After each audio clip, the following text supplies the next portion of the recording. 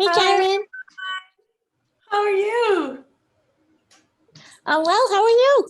Amazing. That's great. It's good to see you. Good to see you too. Yeah. How are things going? Very oh, it's recording. Very good. Oh, Very good. Things are good. Like I don't sometimes it automatically records, sometimes it doesn't. So I'm always like, oh, what's it gonna do now? So we just let Donier in, but how come I can't see anybody? Oh, you're there, there. Okay, she's there. All right. Then we're making progress. Let me just make sure all my settings are correct before I get lost in chit chat and then find myself in a pickle trying to get myself organized before I lose my train of thought. Close out all of these windows. Okay, now I'm getting grounded and ready for everyone to join. We have like 5 or 6 people, maybe more. Donier, can you hear? I can hear you. I know you can't see me. I can't see you yet. Okay. I'm glad you're here. How are you? I'm good considering I just moved, it's like number 10 on the stress scale. Did you find a place then? Yeah, I did. I mean, it wasn't Good. easy, but I did it and I'm in it and I've got boxes and lots of empty walls, but it will all come together. Oh, good. So we're getting everybody here. Hi, Lise. And Lita is here. Okay, so we've got 3 more people. Renee is not jumping on till 7:45, and Stella's coming in, and who else? 2 or 3 other people said they were coming, but we might just begin with just us. Before we begin, though, I am going to shut my stove off. I left it on, and I ran over here, so forgot to shut it off. 1 second.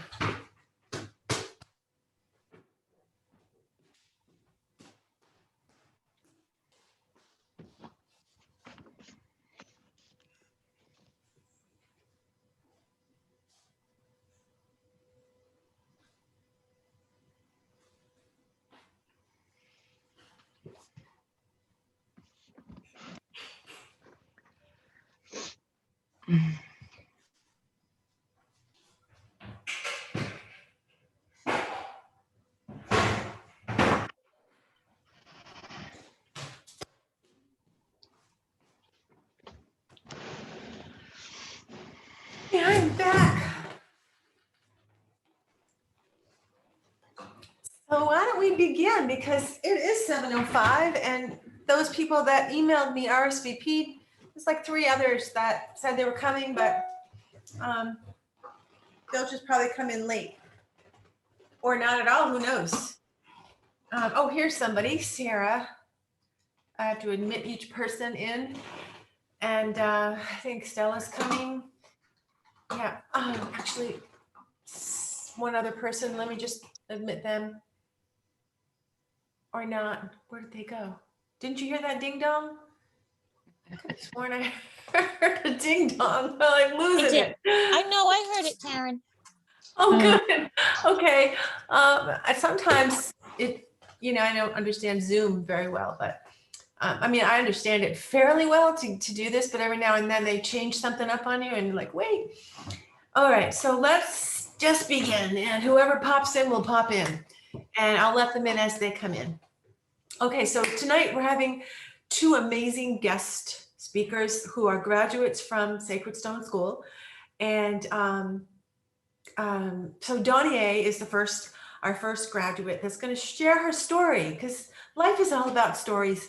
And we need an inspirational narrative to keep us going, especially when we're just at the finish line of finishing all of the academic requirements and you just feel like, oh, can't wait to get this finished.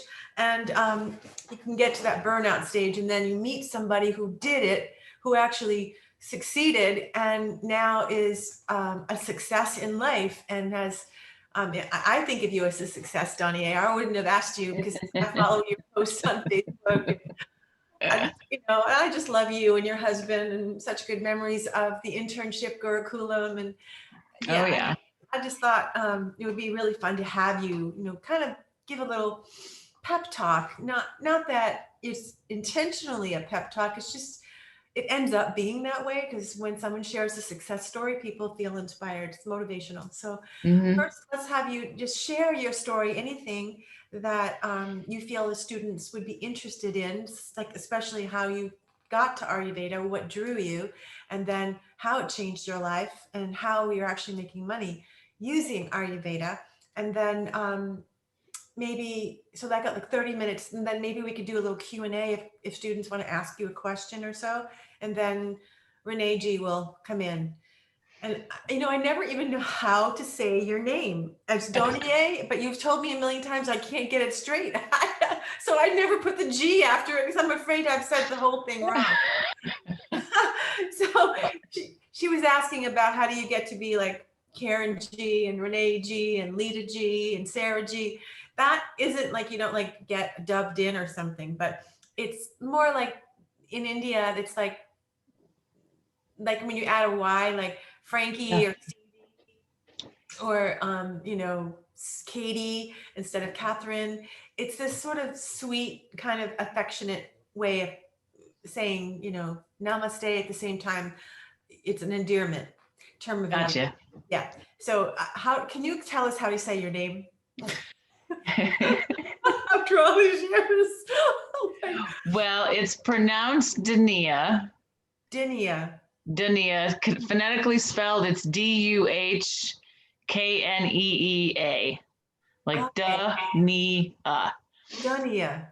But it's Donia in Italian. Ooh, I like that. But I'm German, so So how do you want me to call you? Like, what is it that you want, or anyone? What's your favorite? Honestly, D.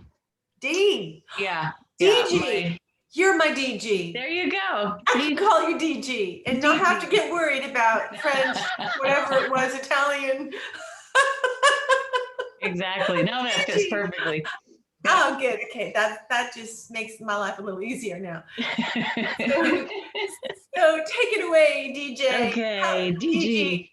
DG. Well, hello, everybody. As Karen so eloquently has already given you my name, I am so grateful to be here. I'm so honored to be asked by Karen to talk with you. And I don't know if 30 minutes is too long, but sometimes when I start talking about Ayurveda, you can't shut me up. So we're going to try to careen this in some way. Like my little bio had said, I was introduced to Ayurveda. Actually, it kind of jumped off the shelf. I think I was having, this was back in 1998-ish. I was living in Santa Fe, New Mexico, and just happened into a small little bookstore. I don't even remember what I was looking for, but for some reason I walked out with Maya Tiwari's Ayurveda, her first book.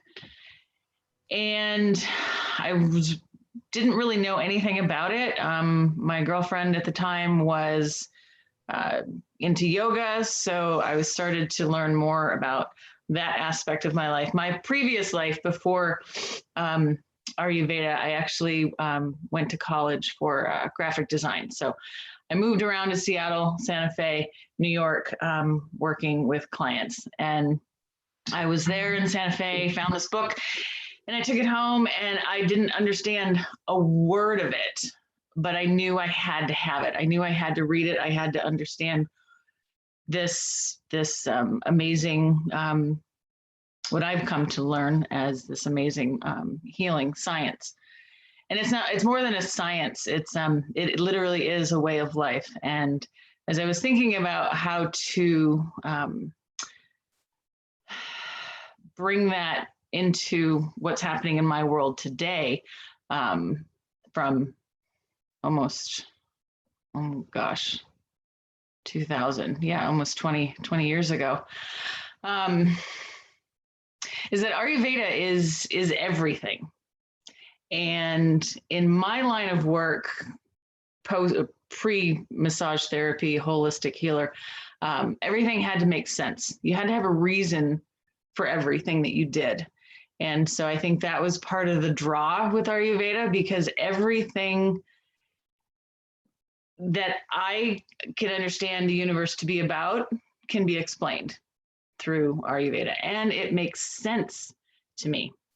You know, you learn Jyotish, and we learn the constellations and how your planets make up who you are, the time of day you were born, you know, where you were, where your parents were, all that kind of stuff. Everything comes together in Ayurveda to make sense of the world around you, why things are the way they are. I see it in, you know, in the seasons, and I see it in the times of day, and I see it in the stars, and I see it in the moon, and I see it in the sun, and I see it in my friendships and my relationships. And when you apply those theories of Ayurveda, like increases, like opposites, balance, that sort of stuff, it goes way beyond food and medicine, herbs, and even organs. It gets down to the very fiber of who we are, kind of why we're here. And you can use Ayurveda. I use Ayurveda on a daily basis, but really not even knowing it. I've actually, in buying this book 20 years ago, I still have this book. It's very loved and coffee stained. I think the edges are all worn off, but after going away from it for a while, and then coming back, I met Karen about 10 years ago. I took a sacred stone workshop with her. Actually, I bought the video and did it online, but anyway, that's how I met Karen. And I just lost my train of thought. The course that I took with her, I still, at that point, I wasn't an expert by any means. And a lot of what I had always read about Ayurveda, it just confused me. It seemed like it was very counterintuitive, and I couldn't understand, you know, the words auspicious, and I wasn't sure if that was a good thing or if it was a bad thing, or if it was, so I didn't really know until I took Karen's course how to really put it all together. For example, my current puppy dog is very ill. We were told in December that he probably had like between 2 days and 2 weeks to live.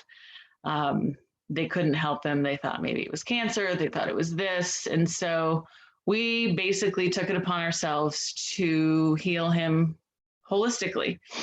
And through the principles of Ayurveda, we were able to basically combat all of his symptoms with the opposite type of treatments. When you have a stuffy nose, when you're all clogged up, the last thing you're going to want to feed somebody is cheese and milk and bread.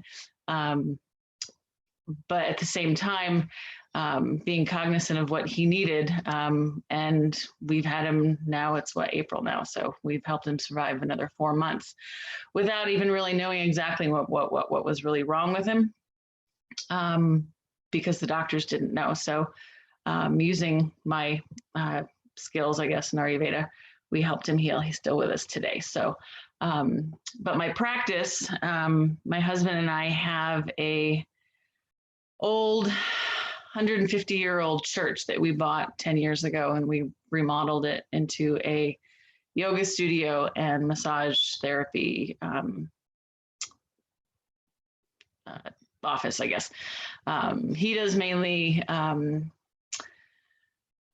medical massage and injury rehabilitation, where I do more of the relaxation. And then with bringing in Ayurveda, I've been doing my consultations and incorporating all of those wonderful, yummy treatments, either with add-ons with a regular massage, Swedish massage, or full-on Shirodara Abhyanga treatment for some people. And the response that I have gotten in my small little town of about 15,000 has been really, really wonderful. People come to me, they text me quick little questions like, do you think this is going to be good for me? Like, should I eat this, or should I do this, or should I go there? Kind of thing. And I'll, they're people that I've done consults with, and when I put it back in their lap and say, well, what does Ayurveda say? They're like, yeah, I kind of already knew the answer to that one. So it's been enlightening for me to help people on such a deeper level than just pushing oil. That's what I call getting a massage, where the person isn't really with you when you're getting your session. I think that's one of the things that really sets me apart, is that being empathetic, I'm really tuned in to what people need, because most times when they come to you, they really don't know what they need, or they think they need something that really isn't. What am I trying to say? They really don't know what they need, but they aren't sure that Ayurveda is for them. And when I start to explain how it makes sense and how it functions outside of the body and inside of the body, and living the principles, or practicing living the principles, really changes their life. They come back to me weeks and months later, saying that I'm still drinking the hot water, I'm still doing the CCFT, or you won't believe how much better I feel because I didn't go to that thing that my coworkers told me that I needed to go to, and I feel much better about it. So going back to everything makes sense. I struggle for a very long time with wanting to fix people, wanting to solve their problems.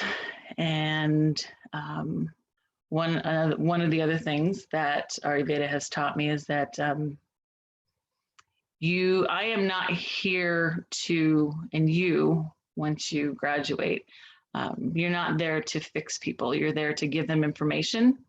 You're there to plant seeds, because the more you think you're going to fix somebody, and the more you think you're going to solve their problems, the more disappointed you get. I get that a lot. I used to anyway. Because you have these expectations that, to you, it makes perfect sense. And when they're with you, they seem like it makes perfect sense, but then they go away, and then they don't really believe it until they've actually started to practice it. And getting them to practice it is the hardest part. And you don't have any control over any of that. I always tell them when they leave me, I said, I only see you an hour, maybe 2 hours a month. You're with yourself the rest of the time. So if you really want these things to change in your life, you can't keep doing the same thing over and over and over. And that means the food that you're eating, or the places that you're going, or the things that you're doing. I've actually helped a few people actually quit their jobs because they were so miserable at them, and then they realized that their job wasn't the be all and end all, and they survived just fine, moving on to something that actually stirred their soul. And that is part of Ayurveda. I know when you're knee deep in learning about the strotas and the all the muscles, and how I'm not really good with all the big fancy anatomy words, so we're going to skip over that a bit. But when they start to see it actually makes sense in their own life, they usually come back. And a lot of what I do, especially in my small town, because I see these people, frequently is to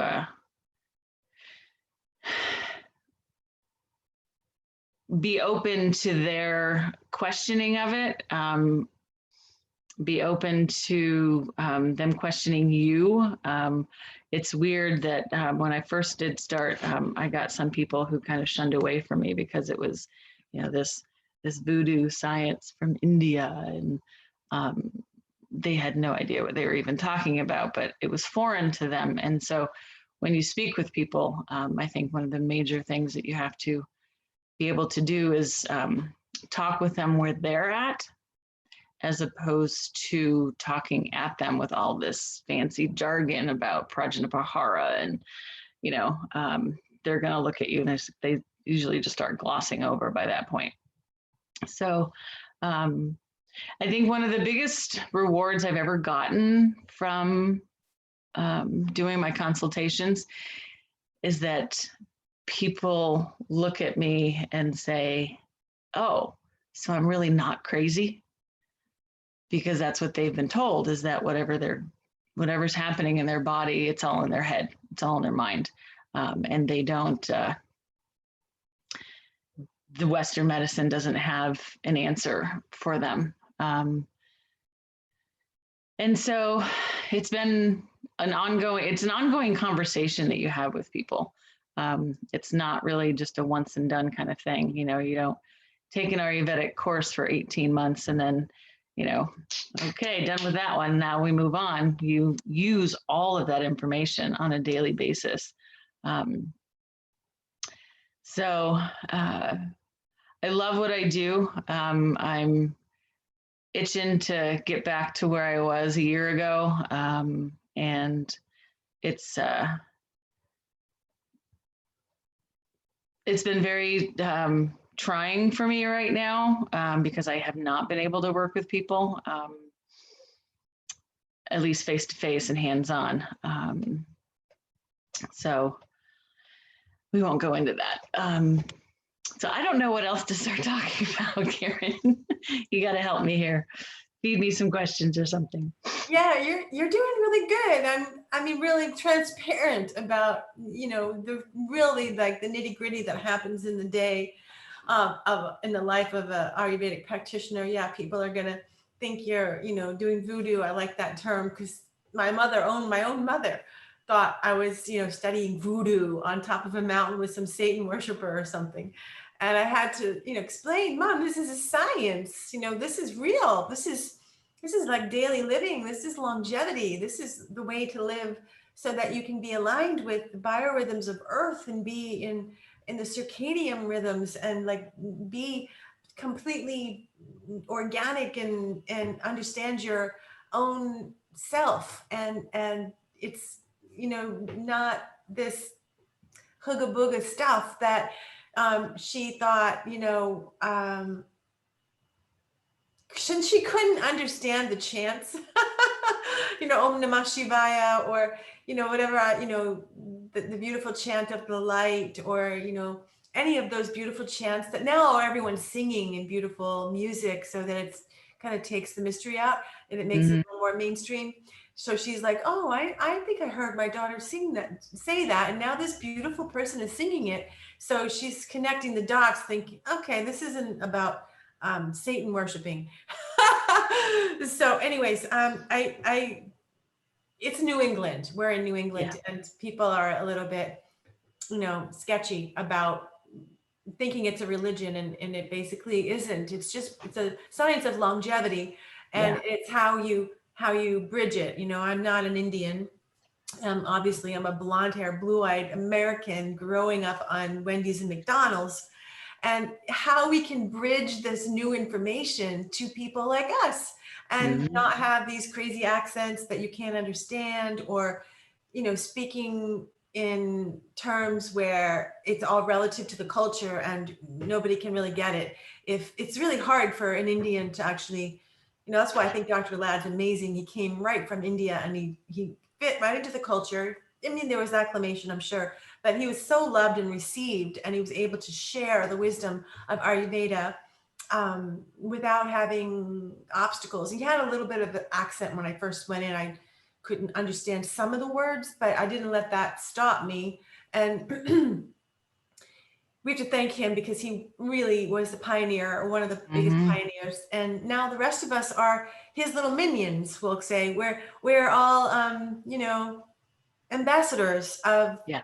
Dr. Ladd, and we are here to teach. We're here to hold space and create space so people can heal themselves. And we need to be the example. So we teach by example, and people will say, how come you look so good? How come you have so much energy? How old are you? Or, that can speak for itself. And then we don't have to, toot our own horn. And then we can say, well, it's because simple little thing. I sip warm water during the day instead of Coca-Cola. Or I practice yoga, or whatever it is that Ayurveda says that is just so simple. It's a simple life. It's a simple way of living, but it can also be extremely complex. I mean, you can break it down into like the nitty gritty quantum level, and it gets a little bit crazy.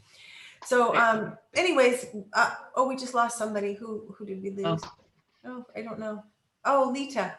So, anyways, well, so Donier, how about your husband and your healing center, and how did you merge your like how did you form this partnership? It's great that you have a husband in the healing industry, so you guys could really just take off. But you found a church and you created this sanctuary where you are offering, concepts and theory, consultation, and education, as well as hands-on healing, more the nurturing side that you do. And then your husband is doing more of the, ergonomic medical pieces of Mhm. it. And so you're an amazing team. So what is this church? Is this a place people could come visit and receive a treatment? Or is this a place where do you live there? And like, tell us a little bit about your gig. Well,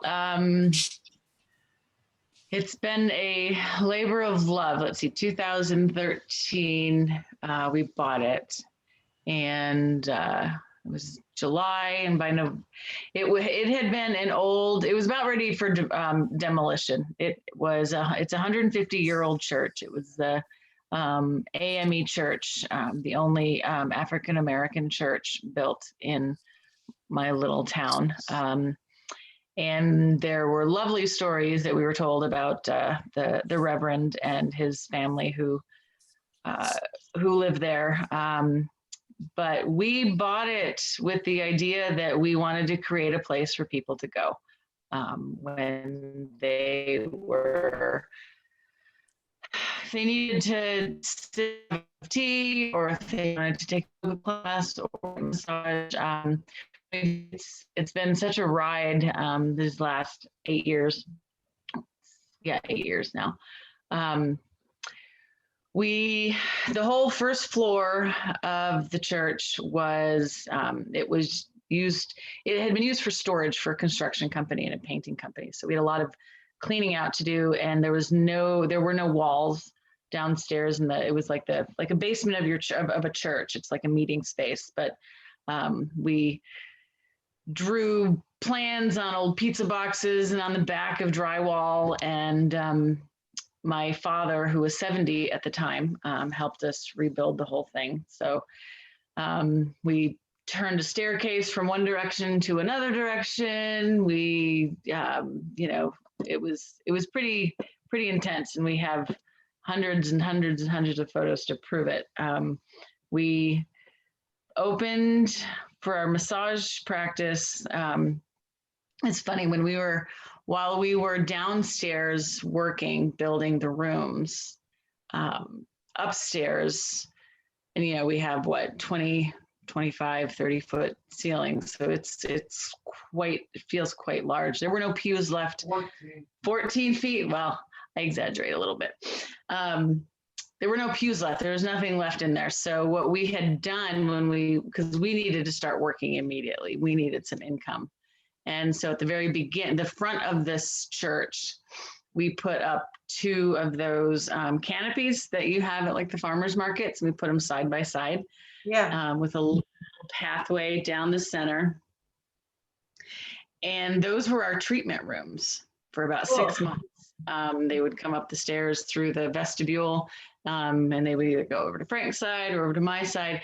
And the most hilarious part was at the back, you know, we had walls draped around it, of course, so it was really beautiful. But just on the other side of those canopies, it was complete chaos. Like our blow up mattress was on the floor. That's where we were sleeping. We had a kitchen thing set up over here. We had something over there where my mom was sewing us curtains. Like it was just crazy. There was lumber and paint everywhere. So, and then downstairs, my father was working, and all said and done, when everything's finished, it's never really finished. We still have a lot of stuff we could do to it, but yeah, I had been working in this small town for a couple of years with my own practice, and then when I met Frank, this is when the church happened, and we were living there for a while. My mother always thought it was hilarious that I bought a business building before we actually bought a house or an apartment to live in. So we were commuting a little bit from my parents' house to the church while we were building it too. And that's a 45-minute drive each way. So it wasn't like it was just across town. So we started with, we had 3 treatment rooms built. One was specifically for Frank, one was for me, and then the other one was for in case we expanded and were able to hire somebody. Or the cool thing about all of the treatment rooms is they're all lined up, but they all have entryway. They all have sliding doors in between. The sliding doors are like barn doors that Frank built. And so when we would have couple sessions or mother-daughter sessions, that kind of thing, we would open up the doors so that we would have 2 huge rooms together. Nice. And it was so beautiful, absolutely beautiful. We would have, we had a lounge just outside the treatment rooms, and we would have kind of an Ayurvedic snack and tea waiting for them when they would come in. They'd fill out their paperwork. We'd let them hang out in bathrobes. We'd do a foot soak with them while they were finishing up, and then we put them on the table and work with them. And then when they were finished, we let them back out into the reception area to hang out for as long as they wanted to. Sometimes they were, you know, 2 and 3, 4 hours they would be there just because it was so comfortable and so relaxing. We have those little sound machines on both floors, and we have crickets basically 24/7, which might drive some people nuts, but to us, it's like hearing the peepers in the spring right now. Yeah. Most beautiful sound. So, and Nice. especially when everything's really quiet, all you do is, and so yeah, and we've done, you know, we run the gamut. Like I said before, Frank does, he's from a chiropractic massage background. And so he took care of a lot of the injury, harder work type stuff, 30-minute sessions kind of things, where I was doing more of the full body relax. I do a lot of, like I said, the Ayurvedic treatments and stuff.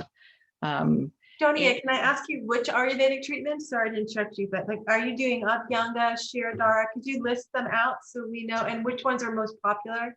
Yes, the Shirodhara for sure. I do that quite a bit, actually. I have a following with that. People love that. I'm getting People really love it, and I will tell you, it is such a healing thing. My biggest pat on the back is a 7-year-old girl who still does, sees auras and sees color and light around people, and it scares the hell out of her. She can't be in large places like her gymnasium at school because it's too it's sensitive. vibrating out there for her. So for 3 years, I worked with her, 30 minutes every couple weeks, she would come in and we'd just do Shirodara. Sometimes we would do warm oil. Sometimes we would actually do cool rose water because she would just be overheating. And now this is a girl who used to hide behind her mom wherever they went because she was just so afraid of being out there. And so we would talk a little bit before and after her sessions. And now she's a thriving 14-year-old with an attitude. So you never know who you're going to help. But the Shirodara, I usually combine that with an Abhyanga. I definitely do the sacred stone massage. People are still just gaga over that session. I wish I lived closer to you. I'd come get a session. Oh, maybe it's worth a drive. Where are you? Maybe we You're should all welcome drive up. anytime. Where? Bradford, Pennsylvania. Bradford, so that's from Newport. That's like what, 9, Frank, what is it? 10 hours? 10 hours? Oh, you drove to Newport? Yeah. It's about 8 to 10 hours. Yeah, we drove out there for the school, of course, and then was it last year? No, it was like the year before. We came back out a year ago. Oh, you did? Okay. We did, yes. So I do Garshana, the dry brush with the gloves, and I do the Marma? What's that?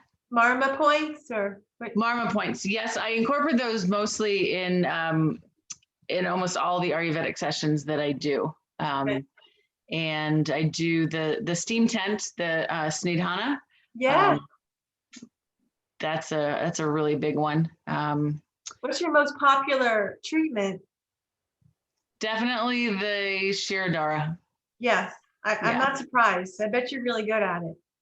And a lot of people are really finding out about it. Suddenly it's become a big thing, and I need to start promoting my course because I don't really advertise that I teach it. So a lot of spas are right. Doing it now, and people are calling, am I offering it? And I can't, I'm not taking clients quite yet, although things are turning around.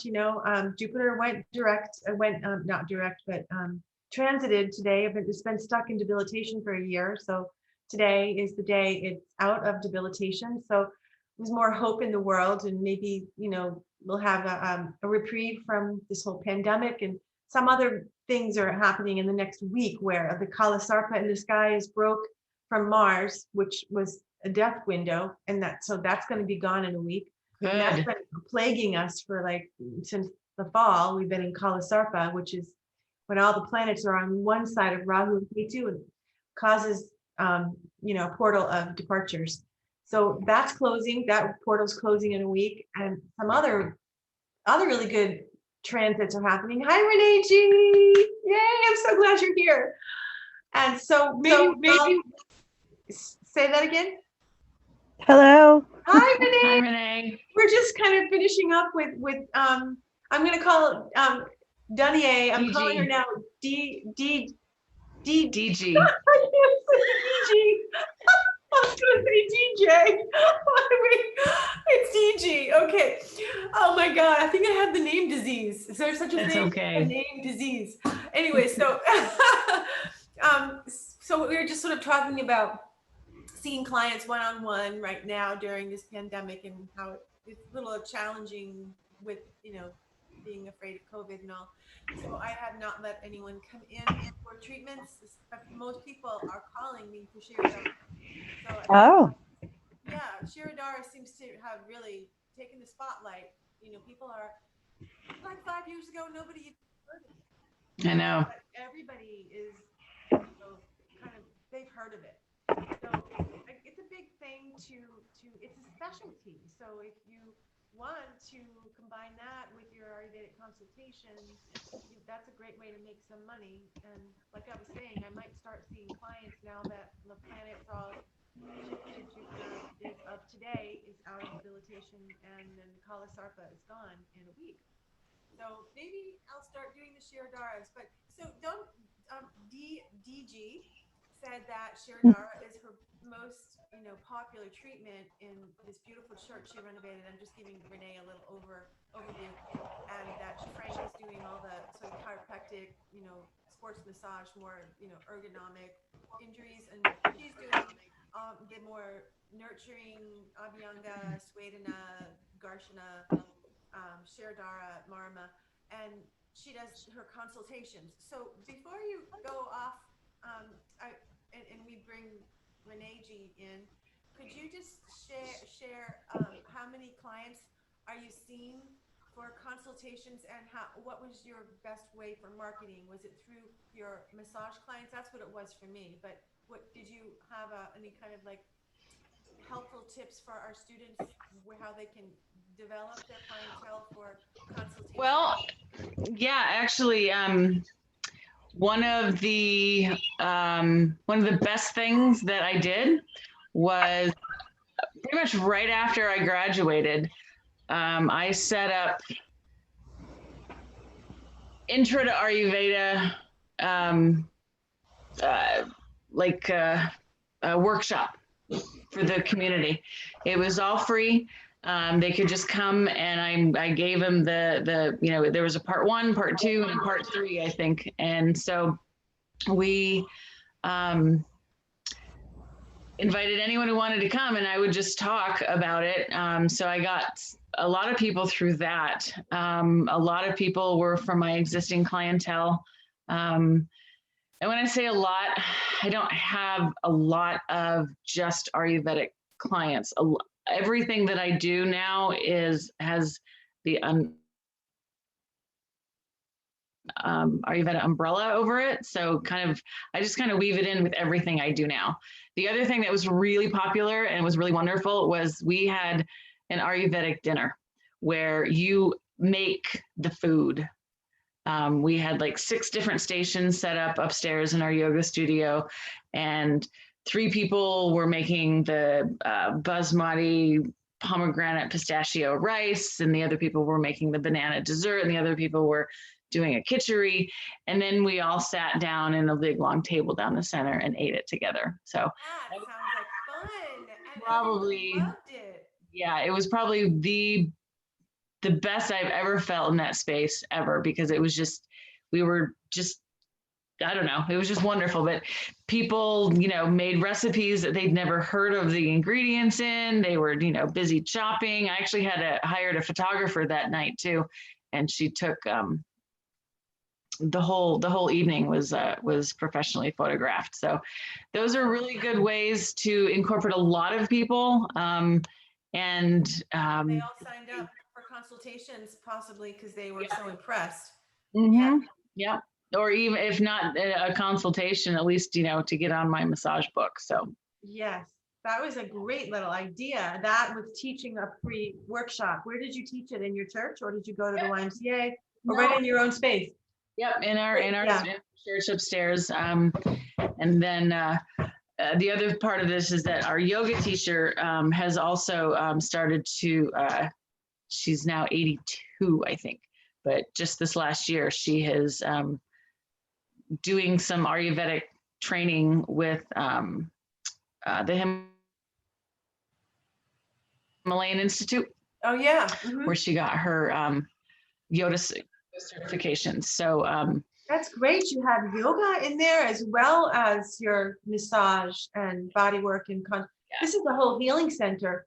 We should all come visit. We really should. Do you have recommendations for visitors to stay, like Airbnb?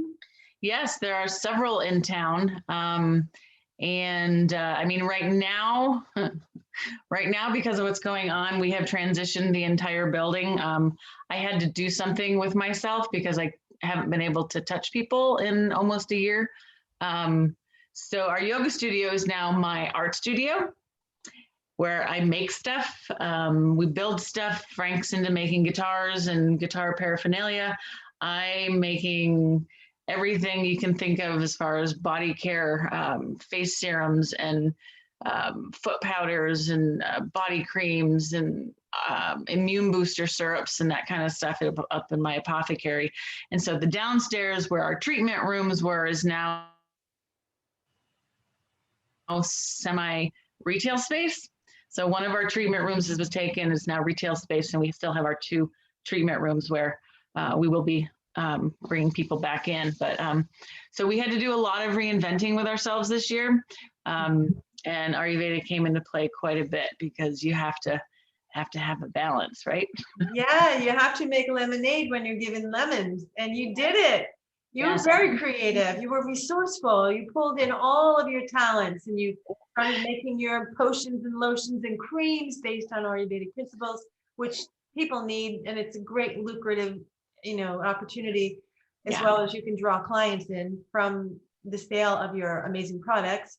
And Right. to have that yoga studio is great, because when we are all back on track and people can commune together and do yoga, you're going to be cooking along. I'd say when the pandemic is over, you're set up to really succeed. I think we really are. I mean, I can't tell you how many times I've had to answer the phone and say, I'm sorry, I can't see you right now. Well, how good does that feel? Great feeling, Turning but people away. I mean, it's never good, but it is No. a sign of success. it is. And, truth be told, I was booked out 6 months when we closed in March. Wow. Okay.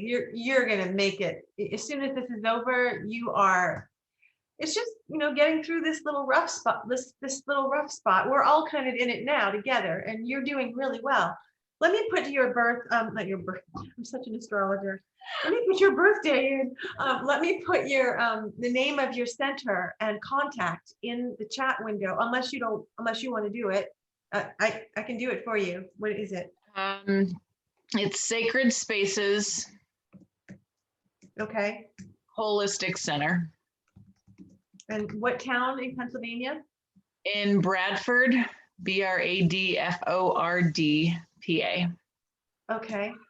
And how can people reach you? Do you want an email or phone number? Or Place is to go to our website, and you can contact me through the form on the website, and that's sacredspaceshc.com. okay, I'm sending this off, and I'm putting Donnie's name and Anastasia. I hope I spelled that right. There. Okay, so if anyone wants to do a road trip and get some healing, and maybe call her and ask for Airbnb recommendations and have a weekend and immerse yourself in Ayurveda. Oh my God. One last little Yeah. plug. Before this whole thing happened out in the world, Frank and I's plan was to, I think in my bio, I said that I lived in the woods off grid, and we do. We're hoping in the future to turn part of our property into an Ayurvedic retreat. Wow. Yeah. I'll hold that vision with you, that it is a great success.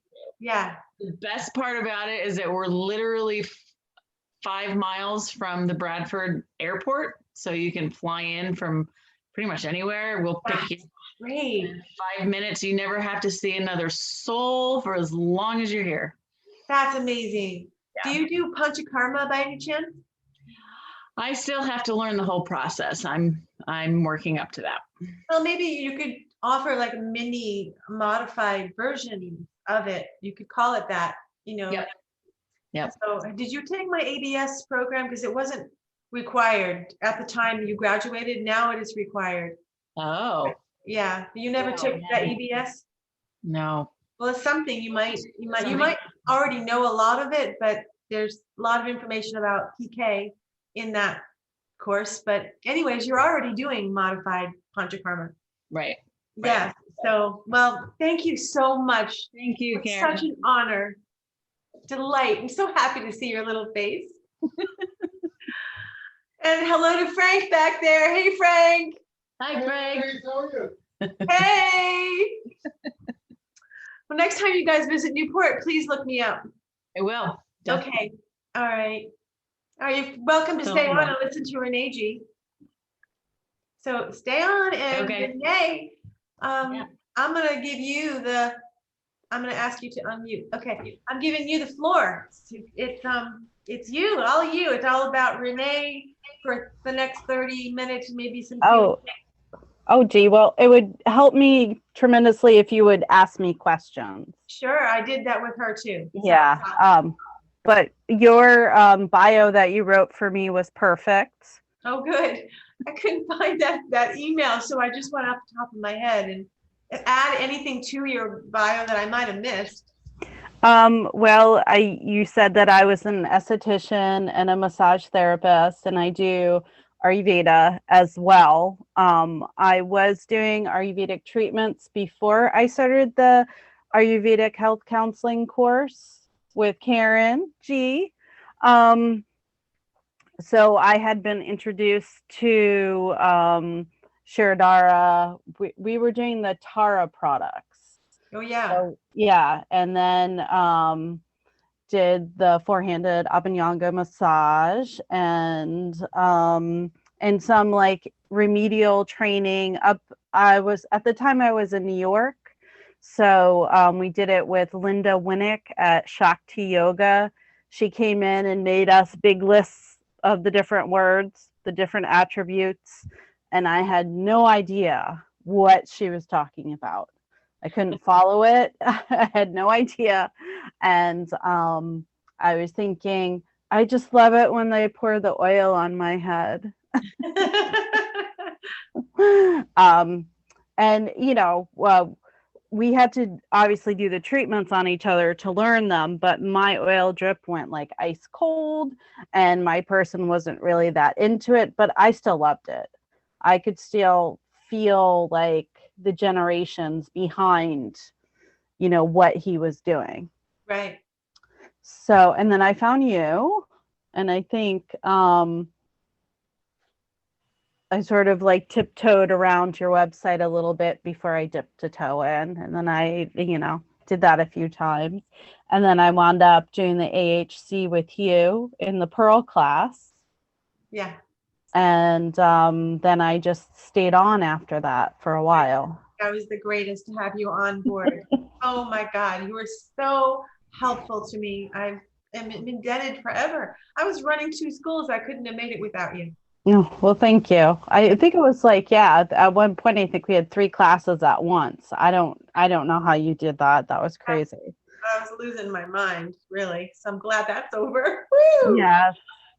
Yes. Anyways, so tell us a little bit about what was it that drew you? You gave that story like you didn't know what those people were talking about, what the, Oh, she had these lists, all the like the vata, the attributes, the dry, the crooked, the they're craggy, and then the pitta, the oily and the hot. And I was like, what is she talking about? Just let me rub people. But I think you was drawn to learn more. Yes. Yeah. Well, because of the treatments were beautiful, so I was in there and Okay. the English women that ran the spa, they had all been trained. Ayurveda is huge in England. Yeah. They love curries, that whole culture is amazing to them. So they were really into it, and we did a lot of treatments. That was at the Emerson in upstate New York, right outside of Woodstock. Okay. So it was really the beauty and the efficacy of the treatments themselves that drew you to learn the theory and concepts of Ayurveda. That you knew there was something to it when you actually felt it kinesthetically and gave it, and you were like, this is something. And then you decided to become a practitioner, right? But yes, and you taught me everything is Ayurveda. Well, I can't take all we've had so many amazing Simon and Sonia and Molly and Yes. Barbara and so we can go on and on, but thank you for giving me some credit too. Oh. And then what happened? And then you became the liaison, the student liaison. You were, helping students one-on-one, helping me run the program as the liaison and doing all the administration, organizing the school completely, and leading the satsangs yourself, actually. Yes. And I was so grateful for that. Once a week, everyone loved the community that you built. And yeah, you also did this thing at Menla Buddhist Retreat Center that I thought was a really fun little gig that you developed. I think that's near Woodstock, right? Yeah, so that is also outside of Woodstock, and they're actually a Tibetan Buddhist center, and they have Ayurvedic treatments as well as Tibetan massage. So we did the Garshna, and they made all of the. It's a really beautiful place. They made all their own oils in like a like steam pot. They grew the herbs and they dried them, and so that had more of a Tibetan slant, but that's Ayurveda with Persian and Chinese stuff, sort of. So even though I didn't completely understand it, I could speak the language a little bit. You can And get in. Yeah. Yes. Yeah. So I did go. I went there and I had the best massage of my life. It was from a with Ron. Ron was the Yes. best massage. It was so transformational. It was 2 hours, and I actually want to go back just to get another treatment with him. It was so good, and I'm really picky. Yes. I'm so picky that I just don't even want to go sometimes unless I know for sure. But I took a risk there. I thought, well, this is an okay place to take a risk because I'm in my element, and he says it's Tibetan, and he had such a gift in his hands that I think the next internship that I run, I'd like to run it there and have everyone experience the spa, because he wasn't the only one there. There was a lot of other good people there, but I have to say he was the only one I got to experience. I can't speak for the other people, but I know I can speak for you. If you were there, you would be amazing too. So we should all go and stay there, enjoy the beauty of what mountain range was it? Is it the Adirondacks? No, it's still the Catskills. Catskills, yeah. It's still the Catskills, but the Dalai Lama definitely says it's a magical place. He said that there's a dragon there. Oh, cool. Yeah, so that's what he says. You can tell if there's a dragon here. I don't understand what that means in Buddhism. If somebody knows, they could tell me, but you could feel it when you hike there. You've been there. So it's really beautiful. I felt something mystical. Dragon maybe is his way of saying it's sacred and protected. Yeah, they're the protectors. The dragons are the protectors. So I'm guessing that's what it was. Yeah. Yeah. And the food was impeccable. Oh, I would just go back to the food. I just the food wait was to get this buffet of organic, homegrown, cooked food that was in dessert. Oh, it was really a decadent weekend. I have to close my door. Yeah, I think we should write down where Menla Spa is in the Catskills, or I'll just put that down here in the chat. It's actually up Panther Kill Road, right outside of Phoenicia. How do I spell that again? Phoenicia? Phoenica, Phoenicia. Got it. I feel like I'm in a spelling bee. We called it Phoenica when I was growing up. But it's Phoenicia. Phoenica. Okay, so Menla Buddhist Spa, or you could just call it retreat. I'll just put it here. So if anybody wants to go, this is where Renee goes. Sometimes in the summers, is that what you do? You work? Yeah. Well, obviously it hasn't been for a while because of everything that's been going on. Everybody's sort of been contained. Yeah, isolating and Well, I live in Florida, so I have actually been working on people since July. Okay. I transitioned into a pain clinic, where they would come in and get their temperature taken, and then they would see the nurse. So the nurse would see them first. Then I would go in and I worked with 3 acupuncturists. And that was like an hour away from here. So Florida roads are, I can't do it now. It would literally take me 2 hours because there's so many people here now. But that's what I did in the middle of the pandemic when I wasn't making any money. Okay, good idea. Yeah, so I pivoted into, and there's a lot of pain. There was a lot of veterans, and I was doing massage, and I had my Kanza T-bars Oh yeah. with me, and I did my MPS units, which is a direct current. It's a microcurrent, and there's a mosquito here, because we have mosquitoes already. Wow. I forget you're in Florida sometimes. Yeah. But it's hot there right now. We're on second spring. We Yeah. had first spring a couple weeks ago. And then just regular massages, we've been doing them too. So they were very interspersed for a while.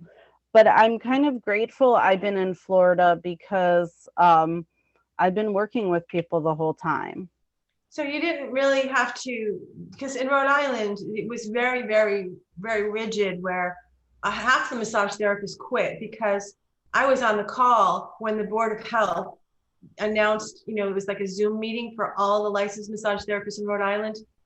And maybe some of you were, I think Stella or Lita, I forget. Stella was on there or would have been on there. But she's also in Rhode Island massage therapist. And they laid out these rules and protocols that were unbelievable. No way that we could, not something that anyone could adhere to and make money successfully, because basically what he was saying, it would take an hour to prepare the room in between each client, clean everything, change the curtains. I mean, it was, that's how ludicrous it was. It scared everybody. And people were writing to me, some of my students that had graduated from the massage school, saying I quit. And half the people did. And really, there weren't many massage therapists still in Rhode Island offering. They're starting to come around again now, but everybody kind of took a back seat here in Rhode Island. But Florida, maybe because it's warmer and it's just, I had friends that visited Florida during the winter and they said nobody was really wearing face masks and it was more of a free feel. So did you ever have any problem with getting COVID? Did you ever get COVID? I think Wyatt and I were really sick before it hit. Yeah. We were really sick. And I know, so when I was working at the pain clinic, obviously we all had masks on, but we had to eat in the same small room and communicate. You can't wear a mask for 8 hours. You just can't. And I don't know how effective masks are, really. I don't know that they're that effective, but we tried. And I did hear that the nurse, when she gave blood in January, she had the, sorry, the word just totally escaped me. She had the antibodies. I haven't been tested. I don't have insurance, and I don't know if I'm going to get the vaccine. That's my call. I don't go home to anybody who is high risk. My mother, who is high risk, is in New York, and I haven't seen her, obviously, and she just got her second shot. So it's my husband, who's young and healthy, and myself and our cat. Obviously, I wash my hands before I touch my cat. I clean my room in between everybody. I change my clothes. I wash my hands. So for me, it was a risk, but I took it. And that's good. You didn't suffer too much financially during. Oh no, I mean, there was definitely I mean, we were in the middle of season, so it was around this time last year, and we went from being fully booked to crickets for 6 weeks. Wow. And I couldn't get any aid. And somebody from Wyatt's school had said, hey, they're looking for a massage therapist an hour north. And so I actually went, and they didn't want to hire me because I was so far away. And I like showed up, and I like put my best foot forward, and I got the job. Good for you. Good. But it wasn't a high paying job. It was an hourly massage job. Hang on, somebody wrote something. Oh, Dania G. Oh, Okay. We love you. We love you. Um, Honey. so I have transitioned out of that work, and bye, Dunia. Thank you. It was so nice to see your smiling face. Thank you for showing up. I Love did you Sharing all your so story. much. Thank you. Love you. I did want to say something about Dania and the Pearl class that I was in. Yeah. We really showed up for each satsang. We really kind of gelled in that way. Yeah. And so that's where the community for that really started. Beautiful.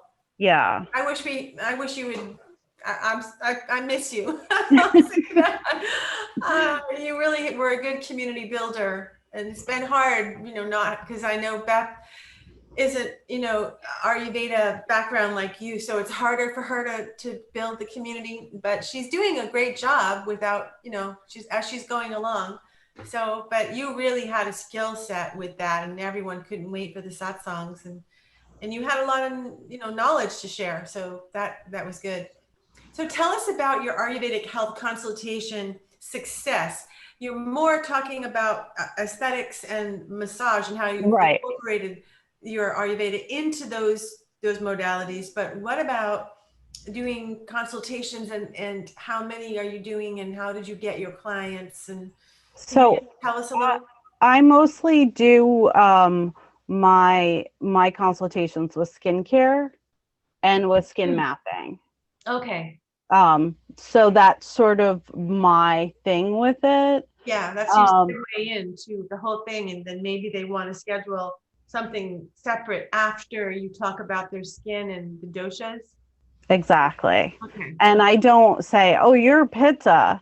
I say, "Oh, you got a little redness. You're a little ruddy. Do you have sensitive skin? You feel hot, So Yeah. now I talk about the attributes.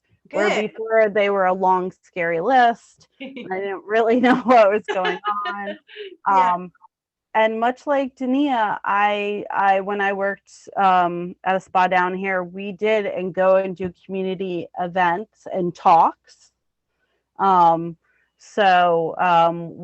went to different condo associations and did Ayurvedic wellness. Like a freebie seminar. Yes, like introduction. Yeah. And we had gifts and things like that. And then we also had like play shops. What do you do in the play shops? We blended oils and things like that. Oh, that's fun. Okay. Yeah. So anytime you can get obviously you're gonna have to maybe change it now. You can switch to maybe Zoom meetings, or it's getting warmer, so maybe you could meet people in the park, or it's like, I don't know, just be creative with it, how you can get people together, and do, maybe throw up a Facebook group, like these are the Thursday people, and you can even involve the group into, we did a lot of that. We did like body typing with the group, and they were new. They had no idea what was going on. But I just through the presentation, and I did it more with like photos and more like the John Juilliard style of seasons. Excellent. For Vata, Pitta, and Kapha, because it's just something your mind can grasp. Yeah, it's more it fits in the culture. Right, exactly. And so I would put up a picture of autumn on my presentation. And so, yeah, we went around the room, and, we would say what everybody, looked like. So it was pretty fun. That is fun. Yeah. And I think we did that with Barbara, one of our instructors. Oh, Barbara. Yeah. Yes. I love her. We went to school together. She was your neighbor. She was my neighbor. She was my, right next to me every day in Dr. Latt's class. And she was fastidious note taker. She had the cleanest notes I'd ever seen. Anyway, as I was always scribbling. Me too. I scribble all over. Yeah. So community events, I think, are really good to pull people in. Or if you can't bring people to you, you could maybe do a live stream of cooking. Yeah. In our class, when we did our presentation, somebody was cooking. Yeah. And she had her computer off on the side, and it was just a wild free for all. And it was one of the most awesome presentations. Which girl was that with the cheese? Cat Star. Kat, she made this cheese. Yeah. I still think about that cheese.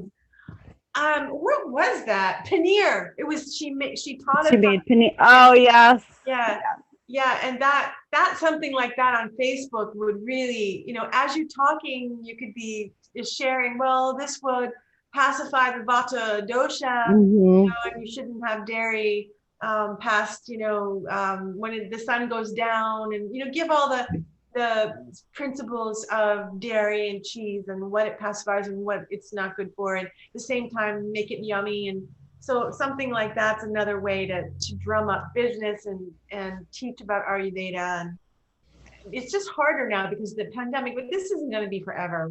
Eventually this will be over, and the community building and getting out there and sharing your talents, like going to the YMCA, leading a free workshop there, or the library, Yes. local libraries.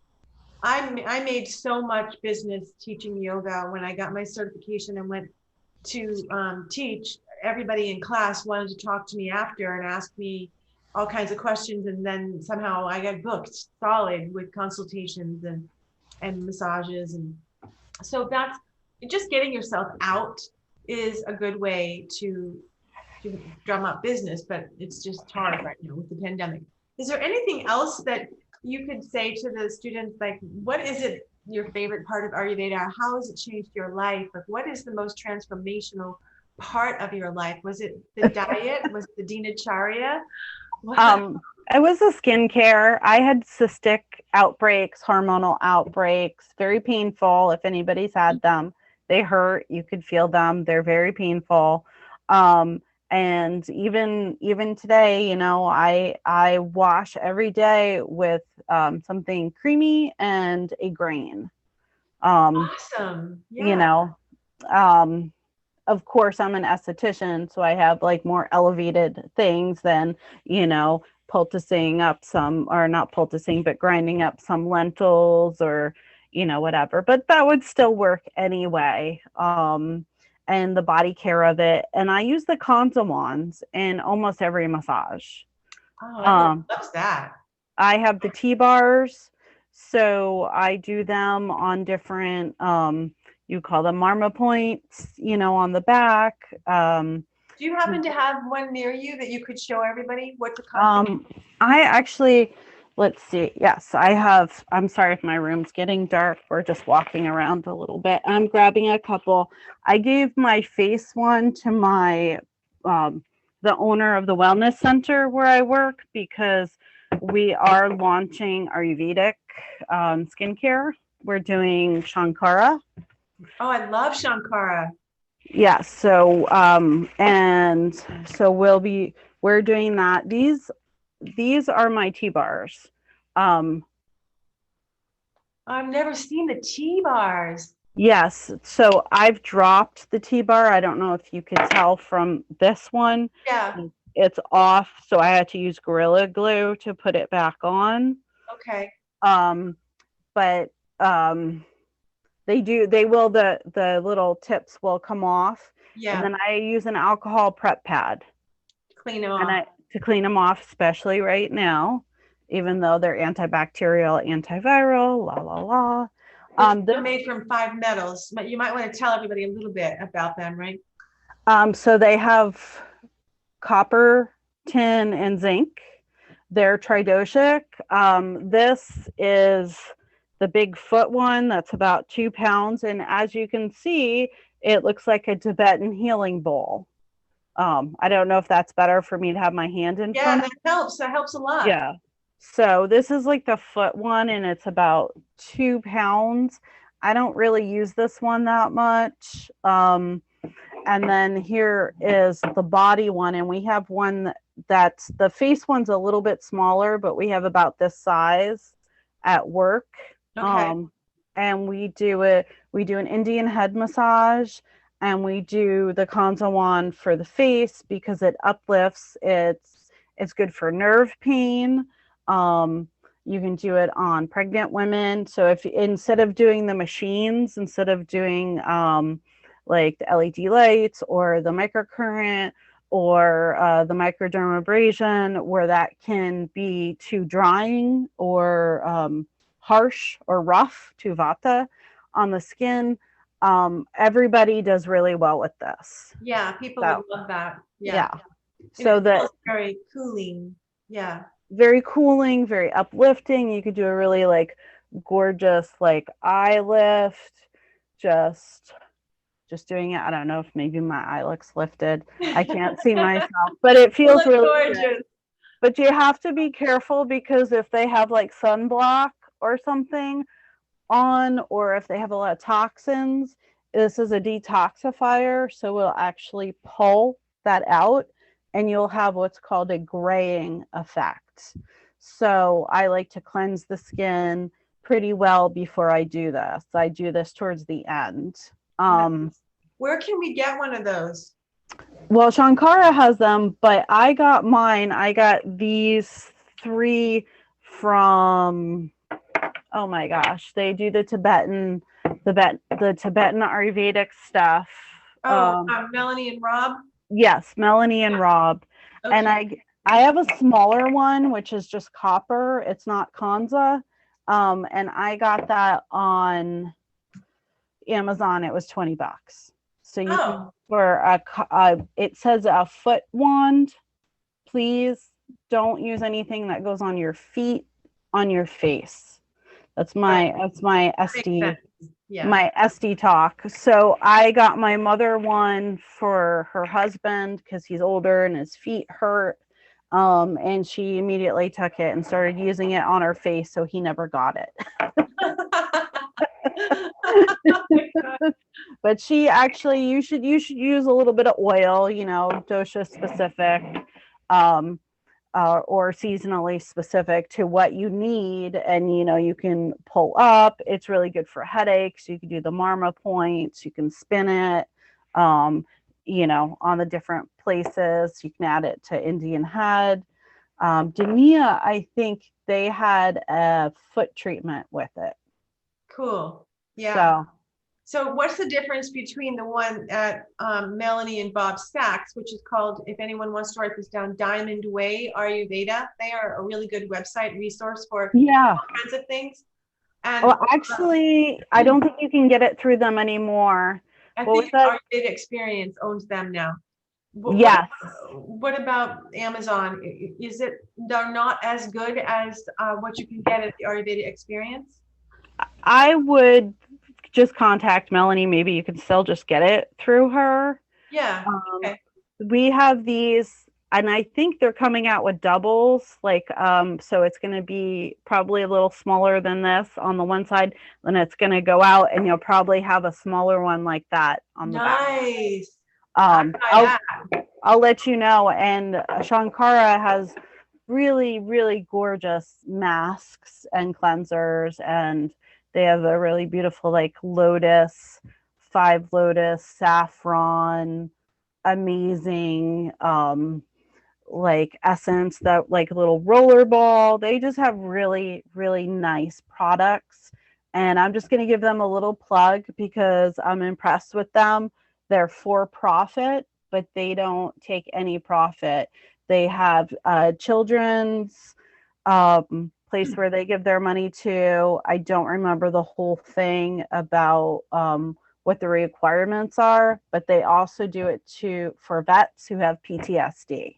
Wow, amazing. Yeah, and they listen to music, so they always have chanting when they're making their products, and they have a really beautiful oil that actually has milk in it and 42 flowers. Oh my God, that sounds so decadent. It's so decadent. And it's really amazing. So this is the second place I actually brought this in. We're just bringing it into where I work now. So Wow. Well, where do you do this? Because I'm actually thinking of visiting Florida, and I'd love to. Maybe anyone here, like Lita or Lisa or Sarah, might want to visit you. Where in Florida? What's the name of the spa? it's Flow Massage and Wellness. Flow Massage. I'm writing this down. Massage and Wellness. And we just won Best Day Spa, but we're really a wellness center. And Best Physical Therapy in Sarasota. Oh my God, that's right. You're in Sarasota. I love We're in it. Sarasota. And Samantha, who runs Flow Massage and Wellness, she just went and got her Vedic Thai massage, and Oh, wow. she's doing yoga teacher training right now. So we're Wow. really starting to blend it all in. Awesome. And we do a lot of lymphatic stuff as well. So That sounds so great. and Well, I was gonna say, for the aesthetics, I've been using no steam. I've been doing Thai poultices. oh, good. Yeah.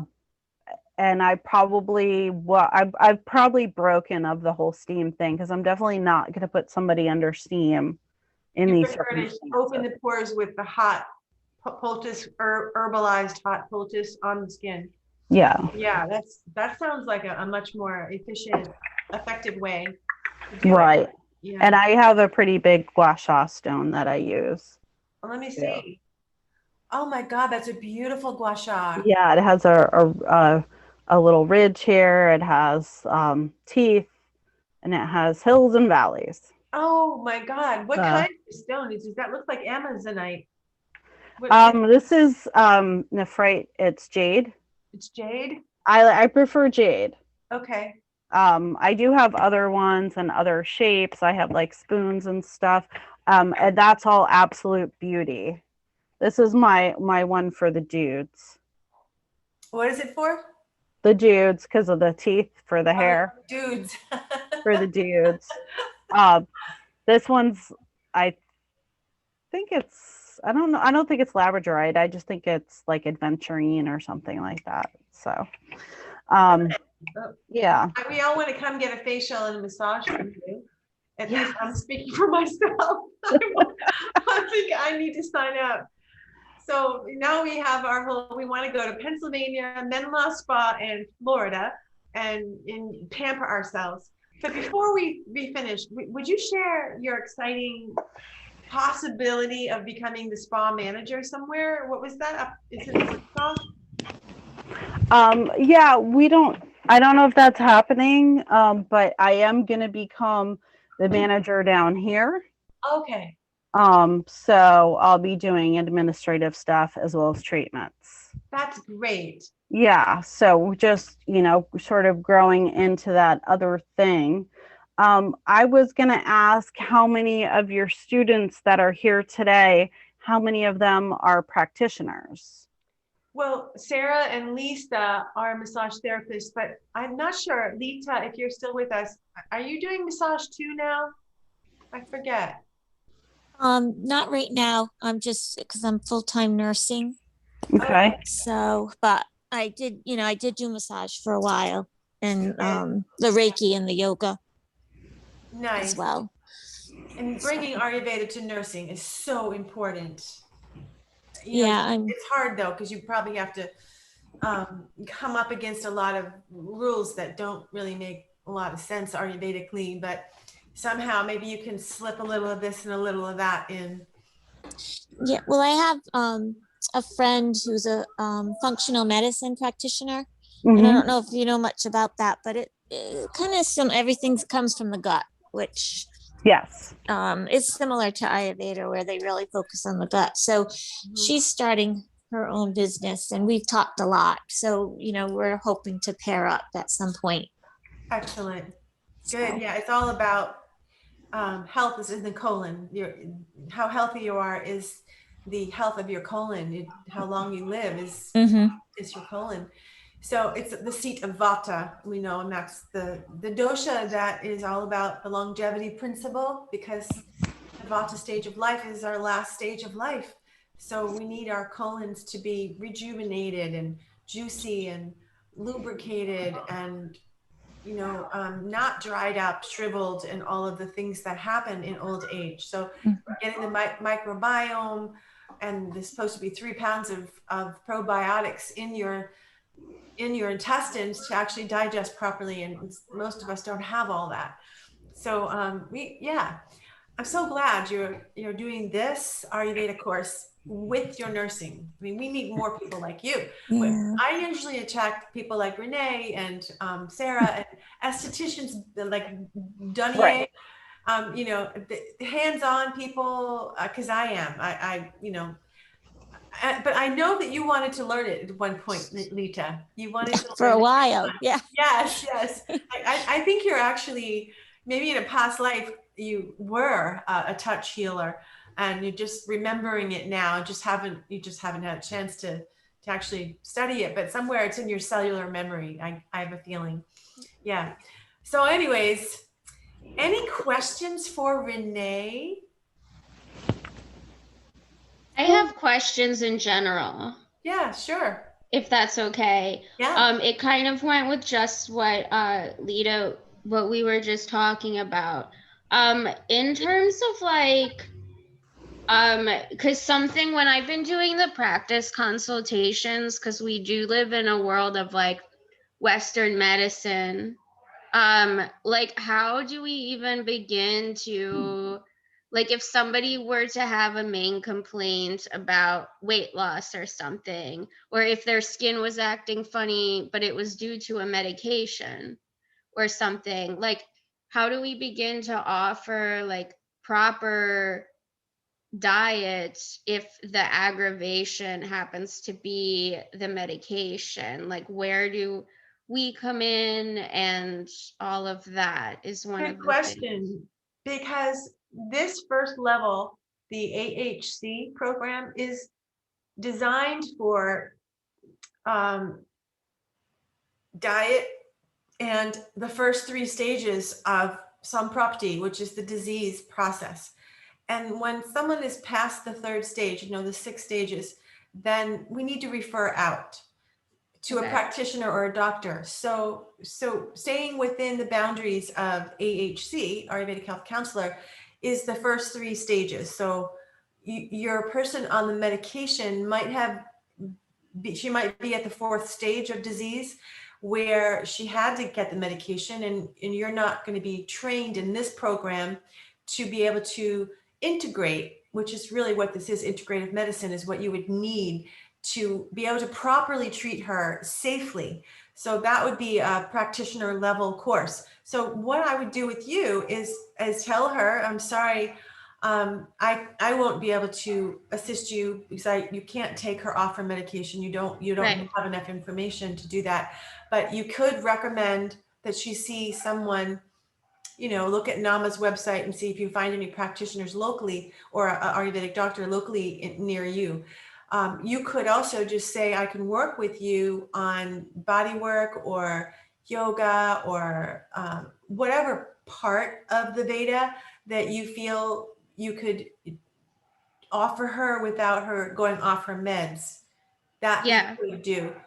Mantra. I mean, sometimes I work with these people and I feel, I've only referred a few out because I'm a practitioner, my master's degree in medicine, but I have had to like 5th stage, 6th stage. I don't really want to deal with cancer patients so much. So I will offer what I can offer. So I'm good at mantra. I'm good at yoga therapy and remedial measures. I'm good at diet and a whole protocol of recipes for them for the week, and dinacharya, and look at their supplements, and I could do some of that. But then you got to be careful if you're looking at supplements with someone with medication.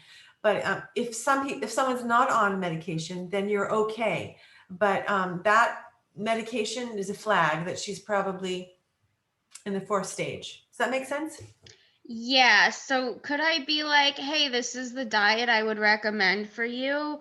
But Yeah. due to the meds, if you wanted to take it a step further with that, I would refer you out. But I could still offer her food. I can just be honest and be like, hey, due to this med, I don't know Yeah. if I'll be able to help you.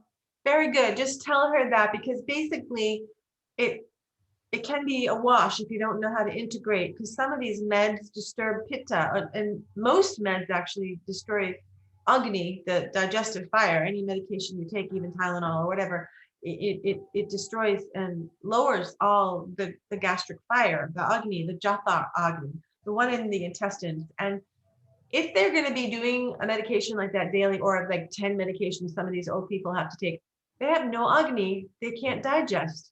So Yeah. you got a big problem there trying to give them a diet, because they're not even digesting. So you need to really know, if it's just one medication, and is that medication disturbing her pitta severely, because some medications severely inflame people.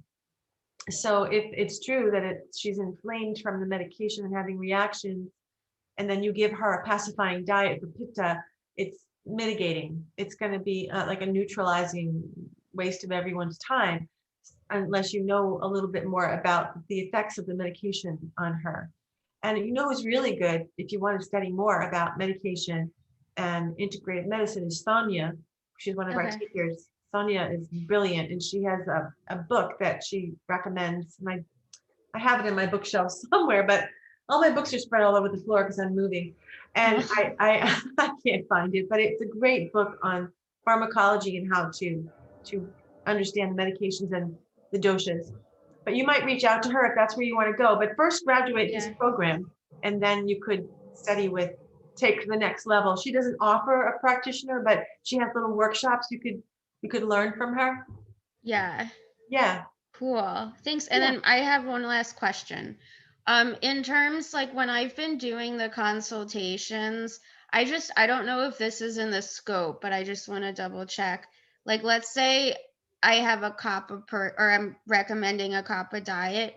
I've just been like sending them a kappa article and being like, here's like foods, or here's something about your dosha or something like that, or here's a recipe, but it's something from the internet that I'm finding that I'm just sending to them. Is that okay? Or should I not?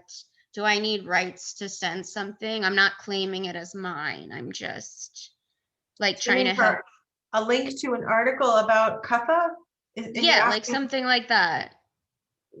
as far as copyright, you're asking me about intellectual copyrights or something. Tell me the question exactly. Yeah. Am I allowed to like send people articles for like educational purposes? If I'm not claiming it as mine, I'm just trying to help them. Yeah, I don't think anything is ethically wrong with that, or even legally wrong. But you Okay. do want to make sure that if it says anything crazy, that you don't want to, if people are litigious, right? I mean, they just are. And unfortunately, you want to protect yourself, because what if something in that article, and she does something crazy, and then she sues you. So you have to make sure the article resonates with you and that you think it's safe. Use your best judgment. That's all I can say. Okay. Okay. Yeah. Thank you, Karen. You're so welcome. Yay. Yay. Any other questions before we say goodbye? Everyone's good and ready to go eat some dinner? It's late to eat dinner, but or whatever, dessert. So, Lita, do you have a question? No, I just wanted to thank you for having this. It was really nice. Oh, good. I'm so glad to see your smiling face. I'm glad you came. Yeah. It was really fun. And Renee, thank you. Everyone, thanks for coming. But Renee, for sharing, really was. Thank you. I appreciate all the things you shared. Thank you. Thank you. So nice to see everybody. I was going to suggest that, Karen, you did in one of the classes, you did a kefir class. Oh, yeah. I taught how to make kefir. So that would be a really good way to pull people in with the gut. Yeah. Anyway, that was just my thought. Yeah, no, that's a great idea. There's so many things I could do. I'm overwhelmed with my move, so I can't quite do all of it right now. And I really need someone else to lead the satsangs and all that, because I'm so involved in the technology and fixing links and broken things and all. Like, you don't know the background of running a school, and to be able to, I need people like you and Beth to help me, because if you look at any other school, there's at least 15 people that are on the administrative staff, and I'm like, I'm the bookkeeper, I'm the marketer, I'm the everything, and now I'm like, I can't do it all. Although I have the ability, but I don't have the time. I'm just spread too thin. I'm seeing clients. That alone, seeing clients is full time.